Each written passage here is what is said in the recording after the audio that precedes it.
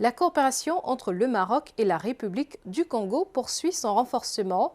Les deux pays multiplient les initiatives pour un rééquilibrage des échanges commerciaux qui restent largement portés par les exportations marocaines qui ont atteint 69 millions de dollars en 2025 contre 1,9 million de dollars d'exportations congolaises vers le Maroc. Un reportage de Deva Panzou.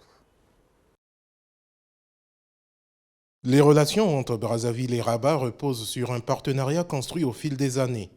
La visite officielle du roi Mohamed VI en République du Congo en avril 2018 a marqué un tournant dans cette coopération avec la signature de 14 accords couvrant notamment la pêche, l'agriculture, l'enseignement supérieur, les infrastructures, la santé, la formation et la promotion des investissements. Depuis, les deux États poursuivent leur ambition de faire de la coopération Sud-Sud un levier de développement partagé. En 2025, les échanges commerciaux de marchandises entre les deux pays ont atteint près de 71 millions de dollars, confirmant une dynamique économique appelée à se renforcer. Ce qui nous intéresse le plus, la diplomatie économique entre la République du Congo et le Royaume du Maroc. Et je voulais vous dire qu'à ce niveau, les perspectives sont intéressantes concernant le renforcement de cette coopération, telle que voulue par nos leaders respectifs, Sa Majesté le Roi et Son Excellence M. Denis Sassou Nguesso. Cette volonté politique se traduit par des projets concrets sur le terrain. Parmi eux, le point de débarquement aménagé du port de pêche de Yoro, réalisé avec l'appui du Royaume du Maroc, contribue à moderniser la pêche artisanale et à dynamiser la filière halieutique congolaise. Au-delà de ce projet, la coopération s'étend aux services financiers, à l'agriculture, aux infrastructures et aux investissements privés.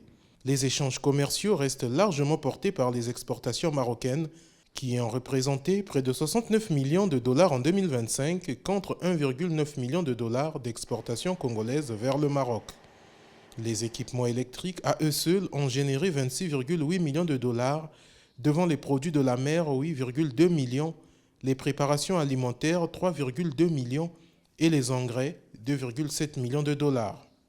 Il faut comprendre que l'impact et la transformation, c'est aussi du long terme, c'est aussi un dialogue dans un cadre de confiance qu'on installe et il y a des impacts aussi de dialogue multiforme, interculturel sur le long terme que nous suivons.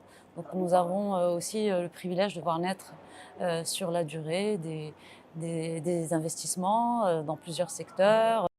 Au-delà des investissements, le partenariat entre Brazzaville et Rabat mise également sur le développement du capital humain.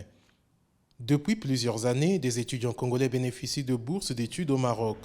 Les deux pays souhaitent désormais franchir une nouvelle étape en développant des échanges universitaires.